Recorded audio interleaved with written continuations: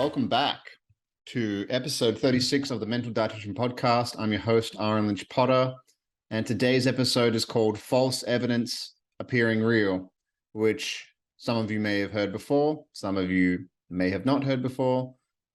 It basically is an acronym for fear, false evidence appearing real. Now, why am I recording this podcast? Because the whole world is full of fear and anxiety. And I really felt it yesterday. I was going to go for a cold dip, and I was like, you know what? It's been a long time. I might have a few little mushrooms, a little psilocybin, my friend psilocybin. I didn't have very much at all. I didn't really feel too much, but what I did feel, which was very interesting. I went to Whole Foods, had a smoothie with Lexi, and I was standing there. And the interesting thing about what it does at a small dose is here's reality, right? For those of you who are listening, follow me on YouTube and watch this bald man tell stories with my hands. But if you don't want to do that, I'm holding up my hand. And what psilocybin does is it kind of almost separates you from reality a little bit. Like it kind of separates it. So I'm pulling my hand apart if you're listening. It's kind of just like, it's like perpendicular to reality. It kind of detaches you from it slightly. And I was standing at Whole Foods and I just was watching people. Hopefully not in a creepy way. Maybe I was, but a lot of people are scared. A lot of people are very anxious and scared. And I was like that for a lot of my life. A lot of people are tapping. A lot of people are kind of doing this, like just kind of like their nervous system. I always got to be doing something. It's like they're running away from themselves. They're uncomfortable being in their own skin, uncomfortable being in their own company. It's like that saying, it's like you never really can be alone if you like who you're with. But if you don't like who you're with, which is yourself, which you bring everywhere you go, you're there. Oh shit, it's you again. Yeah, it's you again. It's you. And I just noticed there's a lot of fear and there's a lot of anxiety in this world. I'm like, where does that come from? And I'm not really going to get into that, but I just noticed it, which was kind of like a caveat to I walked down to this river with Lexi. It was a beautiful day yesterday. It was about 27 degrees in October, which is quite unusual. Should be like 15 right now, but it's not for some reason. But went down to the river. I was going to go for a cold dip because it just feels so good on your body. For you, those of you that are not dipping yourself in some kind of cold water, you are missing out for many different reasons. It's good for your brain. It's good for you just for doing hard things and overcoming that voice inside your head that tells you not to, which I'm going to get to, which is based on what this episode is about. So anyway, go down the river. There's a bunch of people there, which was kind of surprising, but it was a nice day. And I was like, shit, man, this is what it's going to be cold. I know it's going to be cold. I took my shirt off and I was like sitting there. I was like, man, I don't really want to go in there. You can feel it. It's like that feeling. Everybody knows that feeling of like, oh, I don't know if I really want to do this. Go talk to that girl. Go talk to that guy. Apply for that job. Do this, do that. And then all of a sudden there's this resistance, which is actually a compass for what you need to follow in your life. And if you realize that, then you can kind of hack that feeling. Still doesn't change the feeling though. But anyway, I went in the water, waded down to my hips, and I dove into this pool. And it was just like, it was beautiful. It was just amazing, refreshing. And I came out the other side and I swam over to this rock. And I was sitting on the rock thinking, and I started thinking, and it's very interesting where your mind goes, especially when you do a little bit of psilocybin. You have these very, very deep perspectives. And I started going down these rabbit holes and I was sitting there. And I was thinking like, man, like I just constructed a story in my head about why the water was going to be cold, how unpleasant it was going to be, how crappy it was going to be. And when I actually went and did the thing, wasn't that bad. And that might sound simple. And it's like, oh, you needed to take drugs to figure that out. No, I already know that. We all know things already, but we don't implement them. And to know and not do is just as good as not knowing. So if you're listening to this and be like, oh, that's obvious. It's like, well, you know that you probably shouldn't eat bad food, and yet you had bad food the other day. You know that you should probably save money and not rack up your credit cards, but here you are with credit card debt. You know that you should be nice and not talk that way to your kids or your wife or your husband, but here you are doing things you shouldn't be doing. So I had one of those realizations again. That realization of every time I've been really scared of doing anything, it's actually a compass and it's a direction of where I should be going. Now there's danger. Danger and fear, similar. If I'm staring at a fucking lion or a tiger and there's no bars between me and that tiger and I feel that fear, that's not a compass. It's not a compass to go and pet the lion. It's not. I'm not talking about. I'm talking about in most of the decisions that we make in our lives, they're not life or death. If it's life or death, yes, don't go do that thing.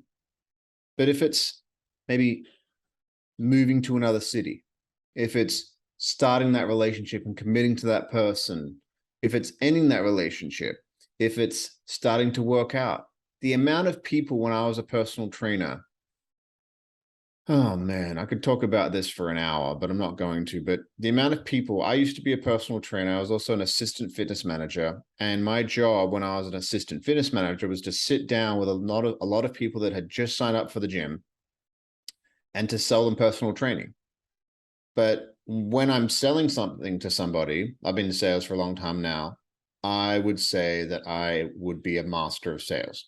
Might sound arrogant. I have put my 10,000 hours in for sure. I'm good at it. Anyway, a lot of these 10,000 hours that I put in were sitting down with people face to face and talking about why they want to come into the gym. Why are you here? And the stories that people had constructed for sometimes years. I've wanted to do this for 10 years. Well, why didn't you do it, Karen? Story. Lies that they had told themselves. And they'd finally broken through those lies, that false evidence appearing real. It feels so real, doesn't it? These lies that we tell ourselves, these things we justify to ourselves. And I saw it hundreds and hundreds and hundreds of times, thousands of times. And it's all based on the same thing, like, which is these stories and these prisons that we stick ourselves in, and these things that we construct usually from our experiences, how we were raised, what people have said to us. For example, me, I have somebody, Andrew Cole, who's a teacher at St. Joseph's Catholic College, where I got expelled from in grade 11. But in grade 9 or 10, that teacher made me feel like a worthless piece of trash. He made me feel these things. I mean, you could go back to, oh, nobody can make you feel anything, but I'm not going to deny the feelings I felt at 14, 15. I remember one time this man said to me, I don't think you'll ever do anything with your life. And even now I say it, there's a part of me that's like, it's like this anger. It's like a chip on my shoulder. That's an example from me that of one of the things that drove me. Another one was this guy I used to work with at Level nightclub in Kelowna. He was a bartender and he was also a real estate agent. Now I look back at it and I just see this poor, fragile man that just wanted to justify money to make himself feel important because he's deeply unhappy and didn't have any meaningful relationships in his life. I see that now. But back then, I was talking to him and I was a personal trainer. I was pretty broke. And he was like, Ahren, when you get to my tax bracket, then we can talk. And he said it seriously. And the way it made me feel, those 2 points linked with other points of being called like poor kid when I was a kid, all these little bumps along the road of my life create fear around money, fear around abundance, creates an identity of scarcity, of like, well, I don't deserve to live an abundant life. I don't deserve these things because of all these things that I've felt along the journey, which are all bullshit. Every single one. I'm not going to downplay them. I'm not going to say that what I feel is invalid. I'm not going to say that what that 10-year-old version of me, when his friends would be like, call him poor kid, which weren't really my friends, or that 14, 15-year-old version of me that was told that he was never going to do anything with his life, or that 21-year-old version of me that was told, you can talk to me when you're in my tax bracket. I'm not going to invalidate their feelings because how they feel is important. And I've done a lot of work on myself to go back and spend time with each version of myself. And I've still got more work to do to spend more time with these versions of myself, and what they feel matters and it's real. But those stories that I created based out of fear, false evidence appearing real from all these situations that happened in my life, they're all bullshit. And what are those things stopping me from doing right now? Well, for me, because this is all I can speak from, and I see it everywhere, because what you see in others is what is really what you're seeing in yourself.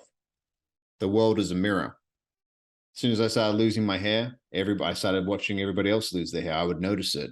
I used to be really self-conscious about my calves. I'd look at other guys' calves, like, hey, he's got small calves too, and you validate it.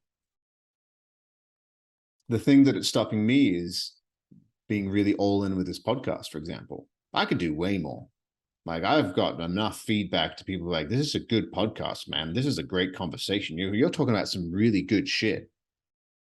But there's a part of me that's like, oh, well, nah. There's a part of me that's like, oh, they're just saying it. They're lying. They're just saying it. And then that fear is the thing that keeps us small. It's the thing that tells us we can't do the things we really want. The dreams we have, the visions we have of how we want to live our life. It's the voice that tells you, you can't do that. What makes you think you can do that? Don't you remember Mr. Cole? Don't you remember those kids? Don't you remember that guy at that nightclub at 2 o'clock in the morning? And it's burnt into our minds. For you, it could be your mom, your dad, your sister. It could be an ex-boyfriend, an ex-girlfriend. And all they did, they were just projecting their own fears onto you. They're just projecting their own fears onto you because they're scared, and then they see that you're scared, and then they just try to lower you because they feel like they want to be superior than somebody. But what are you doing right now in your life that you are having these stories, these false evidence appearing real, that it's just a mirage? It's a facade. It's not true. It's these lies you've told to yourself for such a long time that now you believe them.